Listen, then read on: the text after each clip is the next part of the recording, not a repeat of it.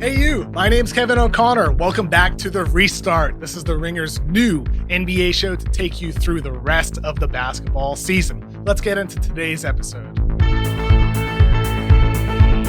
On Tuesday, Bradley Beal announced he will not be joining the Wizards when they resume play later this month at Disney World. He's staying back in Washington and nursing a rotator cuff injury that he dealt with over the course of the season. He's joining a long list of guys that won't be returning, including his own teammate Davis Bertans, who decided to sit out because he's a free agent this summer and he wants to play it safe and avoid injury. There's a lot of guys across the league who aren't playing. On the Nets, DeAndre Jordan, Spencer Dinwiddie, and Wilson Chandler. You get the Pacers with Victor Oladipo, Trevor Ariza. On the Blazers, Avery Bradley. On the Lakers, there's a lot of guys. And by the time you watch this video, there very well may be more that decide against playing. And Beal is particularly interesting considering the fact that the NBA added the Wizards and the Suns to get the 22 teams in this new format. League sources told me at the time that teams, owners, and players agreed on this new format that they were the late last-second additions. They wanted to appease Washington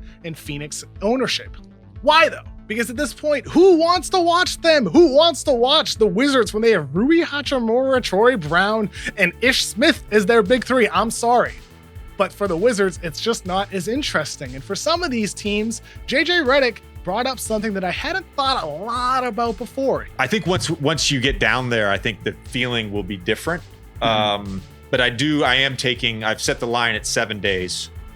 Over under 7 days, that's the line for first guy to intentionally leave the bubble. I hadn't really thought about that. I've had a couple conversations with executives since then who have raised a similar concern, considering the fact that there's maybe only 10 of the 22 teams that have somewhat of a chance at making a finals run, that you got only about half the people there that have a chance.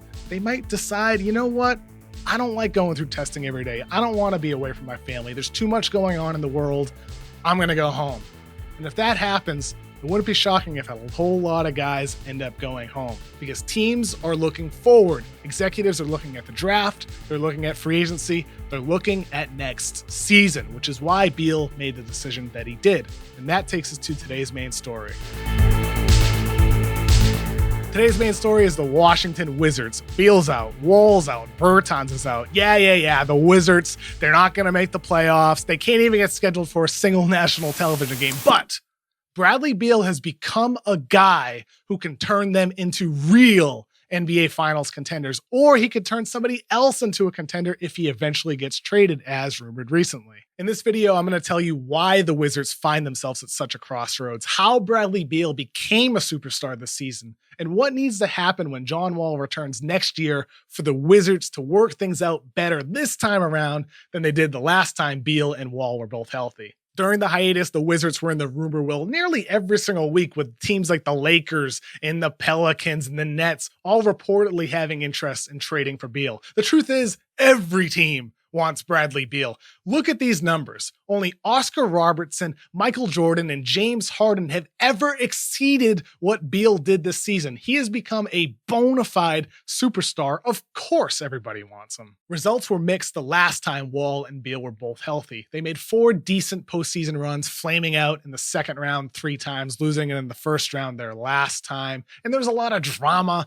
on the court and off the court as well. Back in 2016, John Wall admitted that they have a tendency to dislike each other on the court. In 2018, when Wall was out because of knee surgery, Beal said everybody eats because the ball was moving so well. Marcin Gortat emphasized the team and some of those team victories that they had. And then in an ESPN interview, that all clearly rubbed John Wall the wrong way. But in my conversations with the people that you'll hear from in today's video, Wall and Beal and Wizards head coach Scott Brooks and Wizards general manager Tommy Sheppard, they were pretty honest about the relationship between those two. And it seems like things are pretty good as of late. And besides, actions speak louder than words anyway. Wall and Beal marched together during recent months at protests. Beal was the first person to be with John Wall after Wall's mother passed away from cancer last December. And Beal said he re-signed partially because of the fact John Wall and him want to give it another chance together. Here's what he said. I know what John's capable of doing. I want to give him another opportunity to be able to get healthy so we can show what we're able to do. The Wizards have at least one more season to figure this out with Wall and Beal back on the court next year. They're against the clock here. They don't have a lot of time. They're either going to become a team that contends again, or they're going to be a team that continues to struggle and somebody else is going to try to pluck Beal away from them.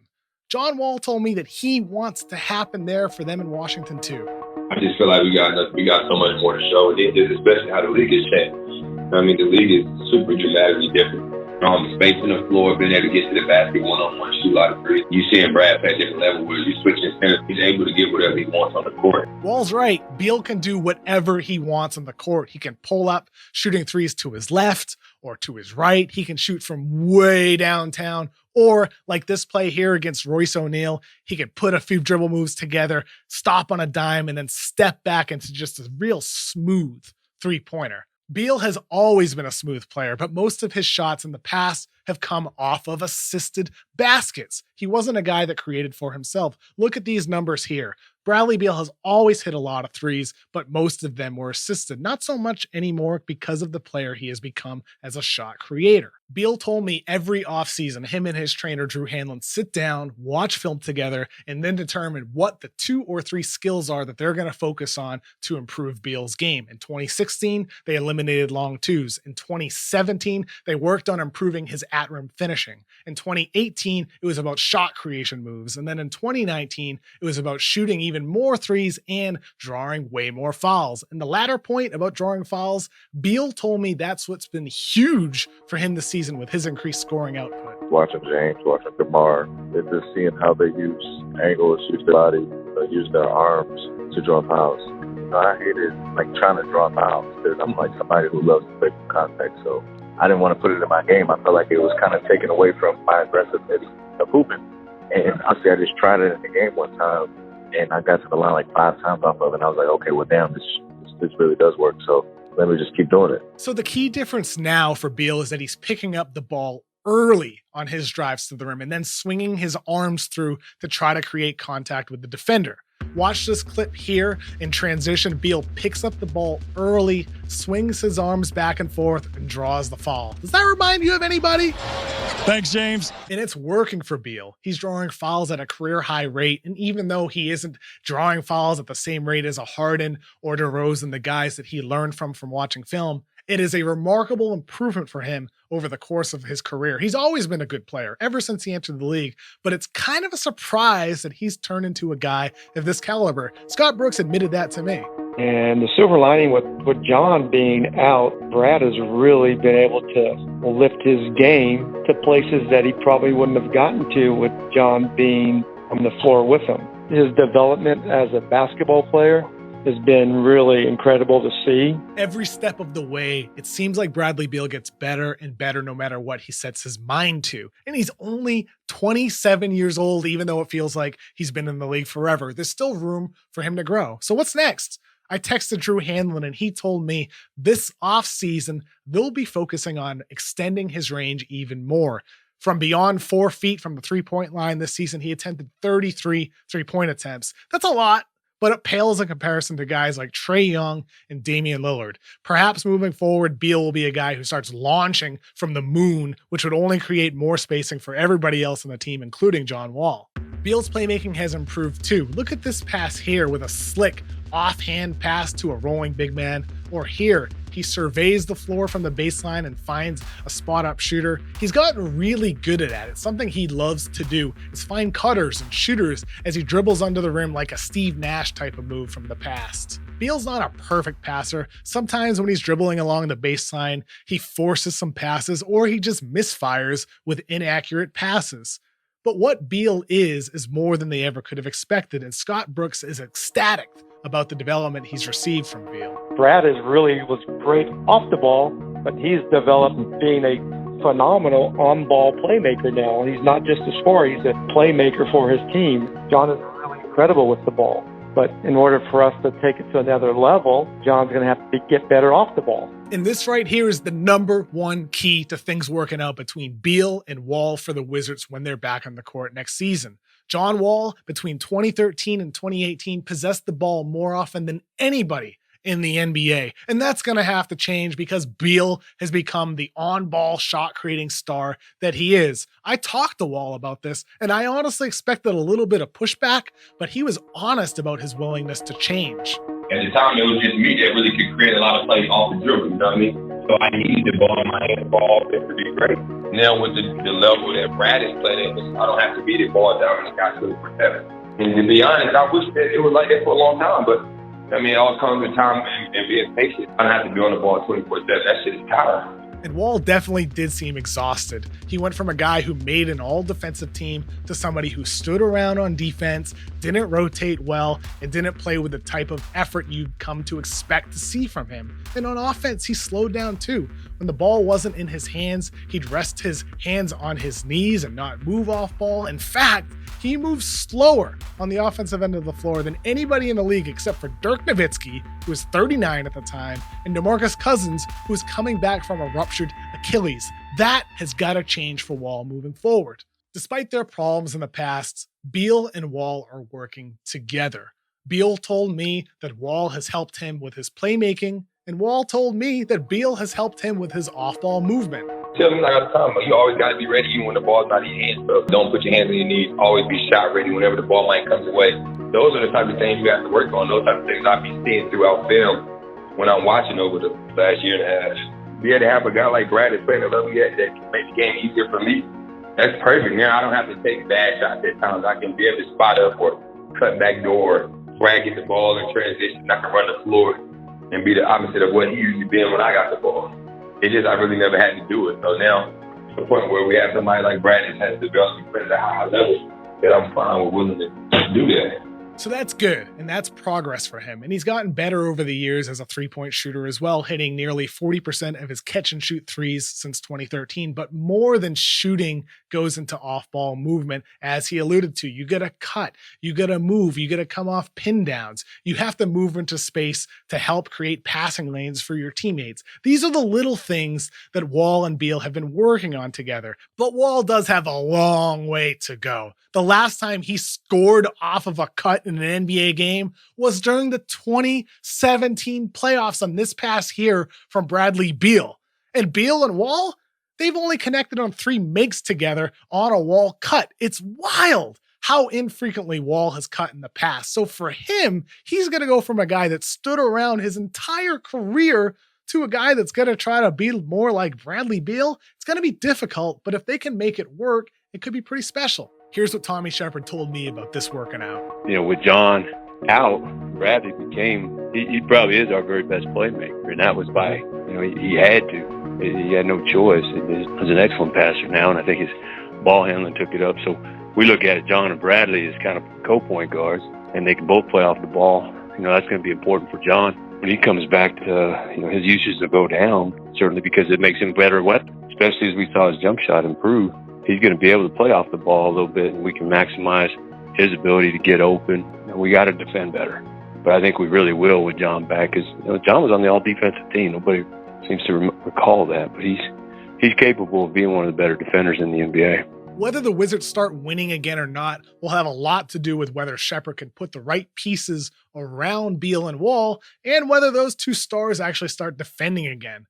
Sheppard told me that he envisions having a team with a bunch of high IQ guys who can all shoot and create their own shot. This is a little bit different than I was expecting, considering the fact that with Beal and Wall, you could have a team like the Rockets have with James Harden and Russell Westbrook, or the Blazers do with CJ McCollum and Damian Lillard. Real guard-oriented offenses that don't pass a lot because they run everything through those two guys. But Sheppard wants to have something that sounds a bit more like what the Raptors had last season, a team that can play iso ball, or they can move the ball depending on the sets and the lineups that they utilize. And that Raptors team was a grinder on the defensive end of the floor, and that's what the Wizards need to be, because this season they allowed 115 points per 100 possessions, one of the worst marks in NBA history. John Wall's going to get better on defense, as we mentioned. Beal has to get back to the solid level he was before this past season, and their young guys got to get better too.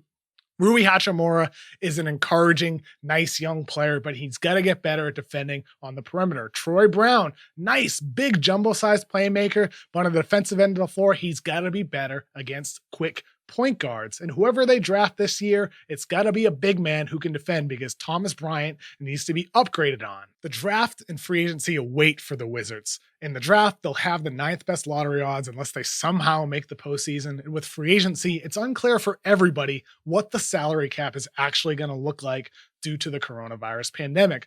But regardless of the cap, they gotta re-sign Davis Bertans, who hit over 40% of his threes on over 8 attempts per game. He's the only guy in NBA history taller than 6'8" to do that. So for Washington, they're looking forward with a lot of big questions about their roster and with John Wall, because guys who come back from Achilles injuries don't have a great history of getting back to the player that they were before. There's no guarantee that John Wall will be a superstar again. But really, it is hard not to feel a bit optimistic about what he can be when you hear Tommy Sheppard speak about him. Before the hiatus, it was a point where I looked and said, you know what, John, you're ready to go. Like you're really physically ramped up and getting back to, not that he was going to play this year, but I felt very well that this is the John Wall of old. The John Wall of old isn't enough, though. He's going to adapt to the brand new Brad Beal. And John Wall also has to show that he can stay healthy too, coming back from such a major injury. And for Tommy Sheppard, he's got to find the right guys. And these young guys that we're going to see this month with this ramshackled unit have got to show some level of development. Otherwise, the Wizards are going to be a team that probably trades their superstar. But if this works out, they could become that next team that enters NBA Finals contention.